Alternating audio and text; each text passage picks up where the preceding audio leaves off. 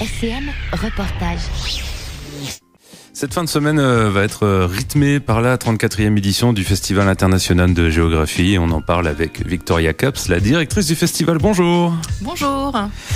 Alors pendant 3 jours, même plus, on va peut-être en parler aussi, la ville de Saint-Dié devient le lieu des échanges entre géographes, chercheurs, universitaires, enseignants, illustrateurs et bien sûr le grand public. Vaste programme. Très grand programme, très dense mais très riche. Ouais, c'est ça. Un programme qui prend une bonne demi-année à mettre en place. Facilement en fait. Ouais. Je le dis souvent, c'est 9 mois. Ouais, c'est ça, ouais. C'est vrai. Bon, voilà, donc le BB 34 arrive avec une première année avec la boussole. Symbole de géographe s'il en est. Si, c'est ça. Ça va être notre première, on va dire, collaboration avec le lieu La Boussole. Ouais. On va évidemment utiliser la salle Isabelle Autissier pour de nombreuses rencontres et conférences. Et on va aussi également, pour la première fois évidemment, faire des rencontres dans l'Atrium. Ouais. Avec une lecture finale qui risque d'être passionnante avec Daniel Picouli. Ah ouais. Qui va nous faire une lecture sur sa propre géographie. Voilà, un lieu de plus à mettre sur la carte. L'urgence, c'est le thème développé cette année. Alors une urgence multiple en fait. On pense souvent urgence climatique, mais il n'y a pas que. Ah non, c'est vrai qu'il y a beaucoup d'urgences en ce moment, on en entend beaucoup. C'est un mot qu'on emploie régulièrement, un mot qui peut nous faire peur et on s'est dit, les géographes se sont dit, voilà, comment nous on peut aborder les urgences et c'est assez... Quand on réfléchit, c'est vrai que c'est très géographique l'urgence puisque la première question c'est notamment... où se passent les urgences. Donc on va parler territoire, on va parler frontières, il y a les urgences climatiques, il y a les urgences des conflits qui reviennent à nos frontières, ça c'est important. On a les urgences médicales, il y a les urgences de la biodiversité, les urgences sociales. Ouais. Voilà. Et donc tout ça va être finalement traité sous différentes formes à l'occasion de ce festival. Exactement, différentes formes, beaucoup de tables rondes. On va parler par exemple du conflit, de la guerre en Ukraine. On va parler de la santé en France. Et puis notamment, et ce ne sont que quelques exemples parmi tant d'autres, on va parler aussi par exemple des méga-bassines ou des conflits sociaux en France. Ouais. Et à chaque fois des maîtres de conférences, des spécialistes dans leur domaine. Alors en géographie, des maîtres de conférences, des universitaires qui travaillent eux toute l'année sur ces sujets. Et puis l'idée dans le festival, c'est aussi d'y associer d'autres personnalités, peut-être des écrivains ou des sociologues, des anthropologues. On fait en sorte que ces tables rondes soient accessibles à tous et parlent au plus grand nombre. En fait, finalement, l'idée, c'est pour gérer l'urgence, il faut la comprendre. Il faut la comprendre et puis il faut l'analyser vraiment. On n'a pas du tout la même vision de l'urgence, je veux dire, entre vous et moi et puis quelqu'un qui habite en Afrique. Là, on est vraiment sur un problème d'échelle. On n'a pas quelle est l'urgence pour nous, quelle est l'urgence pour eux et comment on avance, quoi. Ouais.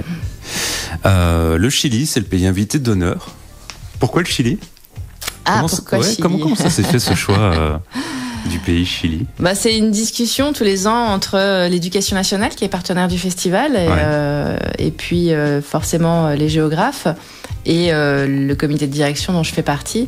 C'est allier un pays qui peut nous apporter une nouvelle vision géographique puisque en fait on apprend que le Chili, déjà ne serait-ce que par son emplacement dans la carte du monde, elle est particulière. C'est-à-dire que c'est un pays tout en longueur qui est encerclé. D'un côté, il y a l'océan, de l'autre côté, la montagne. Ouais. Et puis, c'est plein de ressources. Donc, c'est vraiment, en fait, un laboratoire aussi pour les chercheurs. Donc, c'est une manière de parler géographie et puis de connaître un pays par sa gastronomie, son vin surtout.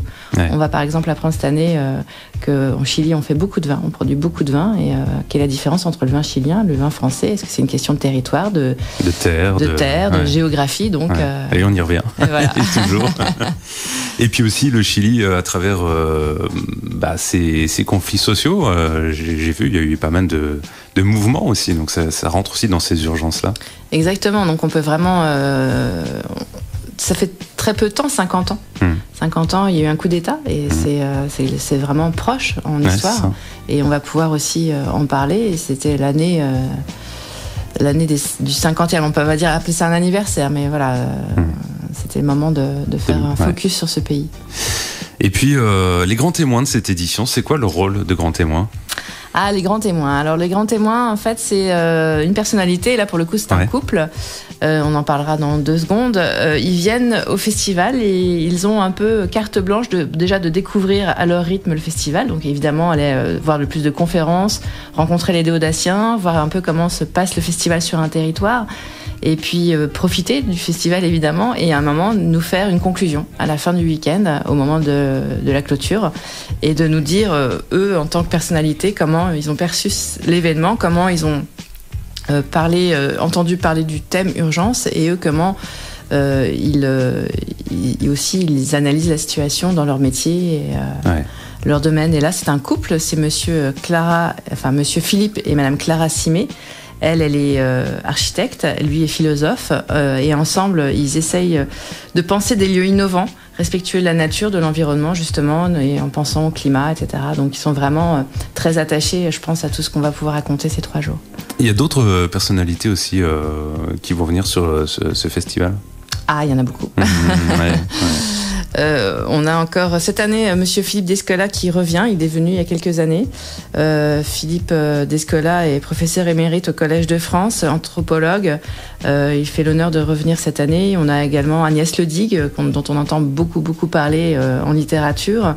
Je peux citer Camille Etienne aussi et Pablo Servigne, qui sont des jeunes militants qui s'inscrivent aujourd'hui dans une démarche, on va pas dire de militantisme pur et dur, ils ont vraiment aussi ce côté de rester positif, parler aux jeunes, vraiment, et surtout pas tomber dans l'éco-anxiété, essayer d'avancer, de faire avec ce qu'on peut faire aujourd'hui et de trouver des solutions pour demain.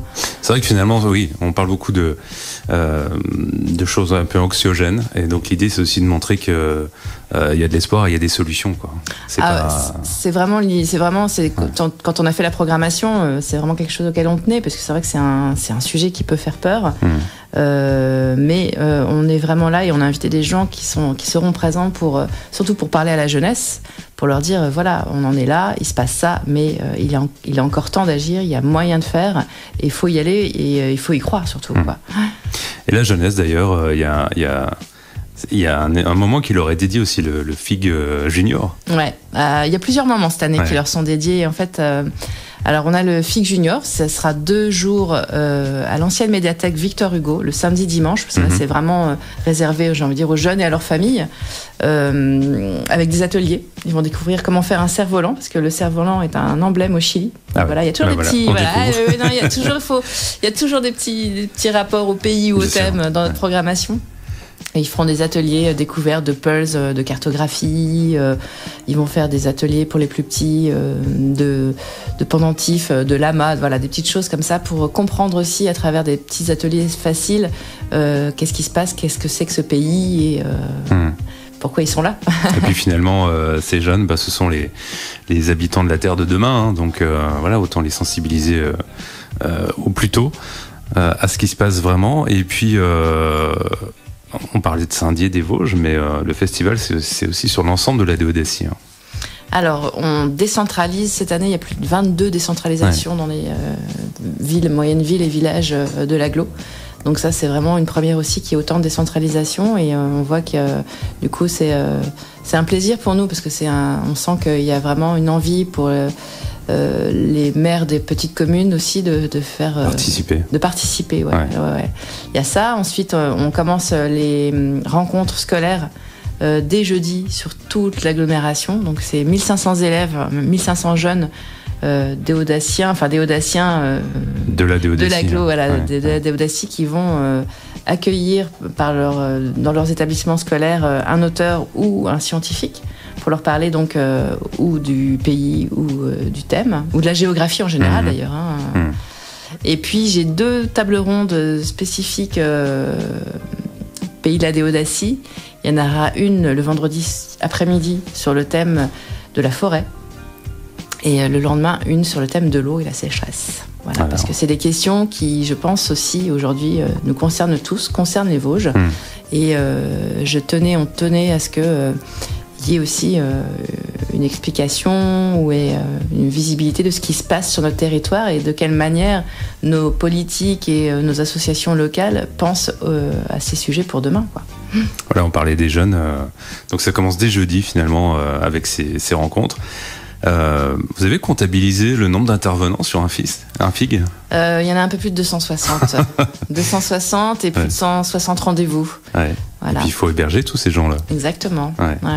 Là, tout le monde est mis à contribution sur le territoire. Là, tous les hôtels sont complets ou quasi complets. On travaille avec bien pour l'économie locale d'ailleurs. Exactement. Et on travaille avec l'Office de tourisme cette année qui cherche des solutions et ça c'est super. On peut le voir aujourd'hui sur leur site. Ils ont dédié une page avec encore des possibilités d'hébergement à Saint-Dié et un peu plus loin, mais avec des gens qui sont hyper motivés, prêts à faire des navettes pour emmener les intervenants ou les festivaliers à venir au FIG.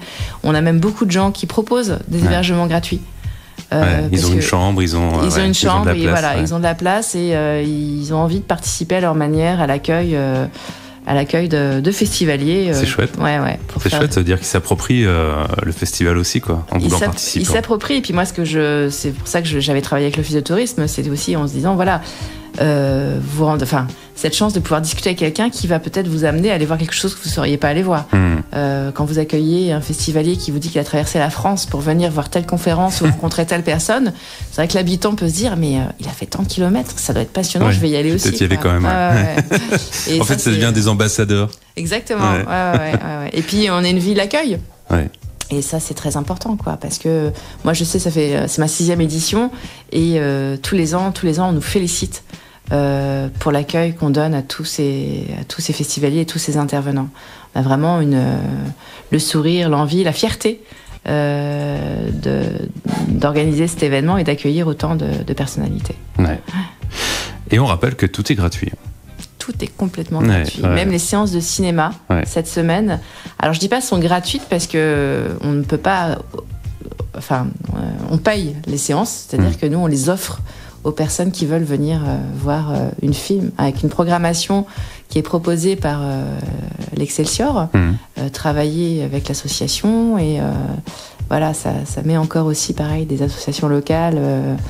Elles sont complètement impliquées. Complètement impliquées, Il y a toujours le salon du livre. Ah oui. Alors là, c'est donc autour de cette thématique, autour du Chili, salon du livre aussi en général. Oui, alors très axé sur aussi le voyage, la découverte, l'aventure. C'est le 2e plus gros salon du livre en termes de chiffre d'affaires après Nancy. Donc c'est pour dire que c'est important. 1500 mètres carrés. C'est où d'ailleurs C'est un chapiteau qui est sous la tour de la Liberté, enfin juste en dessous de la tour. Sur le parvis. Voilà, sur le parvis, parc Jean-Mansuy, entre la tour et le monument aux morts. Voilà. Donc c'est au niveau de la tour de la Liberté, donc 1500 mètres carrés. 1500 mètres carrés de chapiteau. Donc là, c'est discussions, dédicaces, rencontres. Exactement. Sur place. Il faut flâner, il faut aller ouvrir des pages, discuter. Il y a beaucoup de représentants de maisons d'édition qui sont là. On a des revues qui sont là. C'est vraiment un moment aussi de partage pour que les gens découvrent d'autres magazines, d'autres choses qu'ils n'ont pas l'habitude de voir forcément tout le temps, quoi. On a évoqué aussi la gastronomie. Il y a aussi un chapiteau dédié. Place de la gastronomie. Alors on l'appelle place de la gastronomie et c'est place du marché. Voilà, c'est une manière aussi de faire vivre un peu tous les centres de la ville. Donc c'est un grand chapiteau et puis quelques chalets. Beaucoup de producteurs locaux, mais aussi des producteurs. Le champagne, on n'en fait pas encore dans les Vosges, mais ça reste un produit du Grand Est. Et c'est ça la géographie. C'est aussi ça. C'est aussi dans nos assiettes et dans nos verres. C'est c'est important.